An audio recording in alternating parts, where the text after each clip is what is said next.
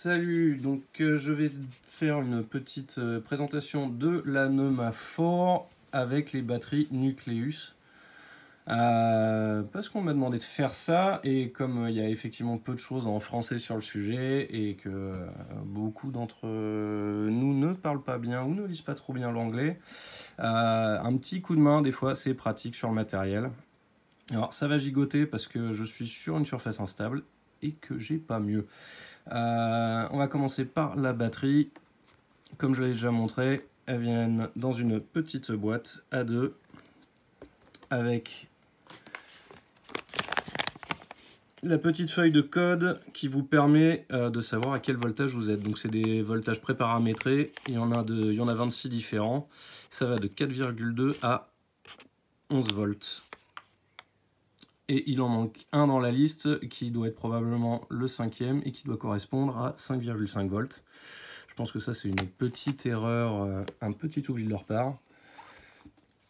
Hop, donc la batterie, comment elle fonctionne? Elle a deux boutons et un petit écran qu'il faudra que je nettoie. Donc le premier bouton à gauche qui sert à allumer et éteindre, en fait, en restant appuyé dessus, et à monter aussi.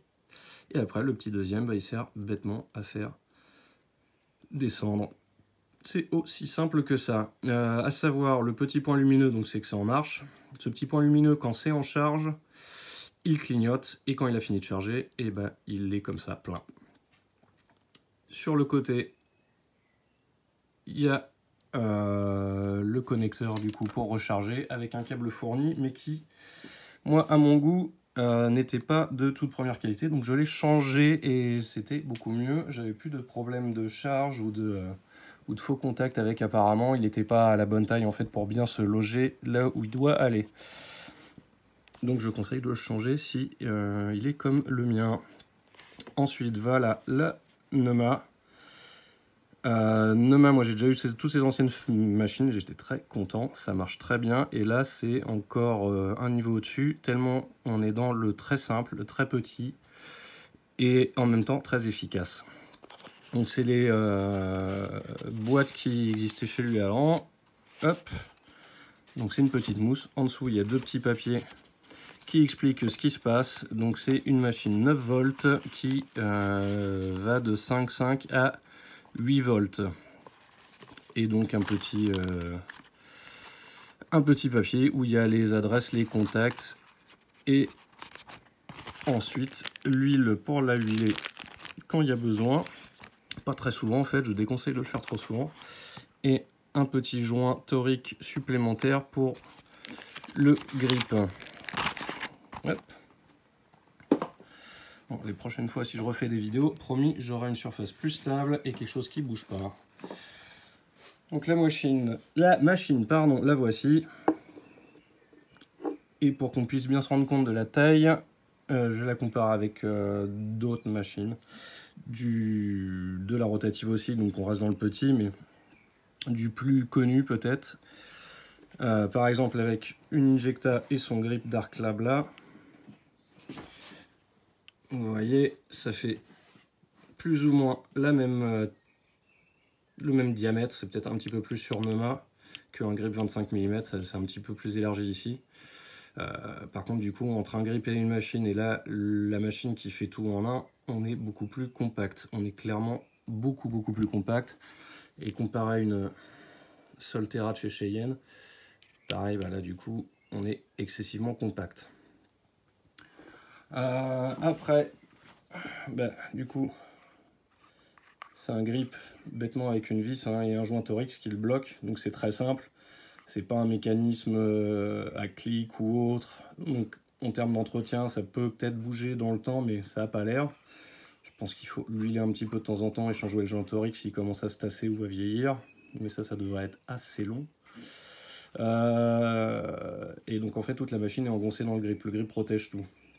Donc finalement, comme le grip est autoclavable et facilement nettoyable, en termes d'hygiène, c'est vraiment bien. Et c'est ultra facile aussi finalement de la protéger avec des films plastiques ou des couvres clip-cord, ce genre de choses.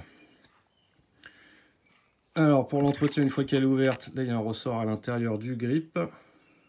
Et donc là, vous avez l'excentrique qui va au-dessus du moteur et c'est tout. Enfin, il y a un petit roulement. Donc l'excentrique se sort. Et voilà, l'idée de la chose, c'est cette petite chose-là qui tourne et qui, du coup, de par sa forme, va être poussée et du coup va avancer et reculer et donc pousser la cartouche. Hop, allez, on referme ça. Le principe du coup de ce mécanisme-là qui a l'air très simple mais qui est en fait très intelligent, ça permet d'avoir un certain temps dans la peau et un certain temps en arrière. Ce qui a permis d'avoir une machine qui va taper aussi fort et aussi précisément qu'une rotative directe, mais qui va passer beaucoup moins de temps dans la peau, et donc du coup permettre de faire le trou dans la peau assez vite pour que l'encre s'y insinue ensuite, et de reculer assez vite et assez longtemps pour finalement moins abîmer la peau. Voilà l'intérêt de cette petite machine. Et on va la faire tourner tout de suite avec une batterie.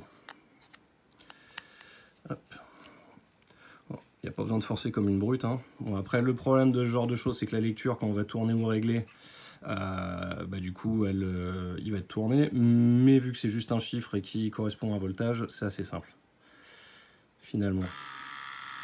Donc là, on est à 5, ce qui correspond à 5,5 volts, je suppose. C'est celui qui manque, justement.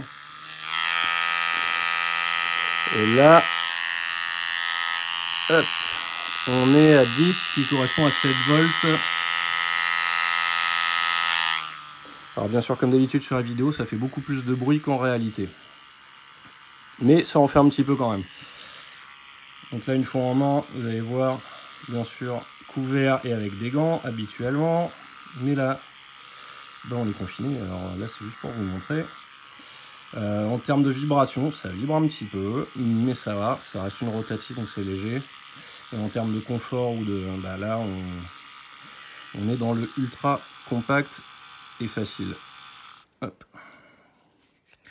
Donc là, par contre, ça tient bien, donc ça peut être un petit peu chiant à enlever surtout, mais ça va. De ce que j'ai vu, la batterie, elle tienne la charge largement pour une après-midi.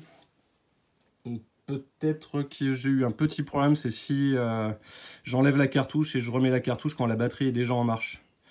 Sinon, si la cartouche est en place, fatalement ça emmène tout en arrière avec la tension de la cartouche.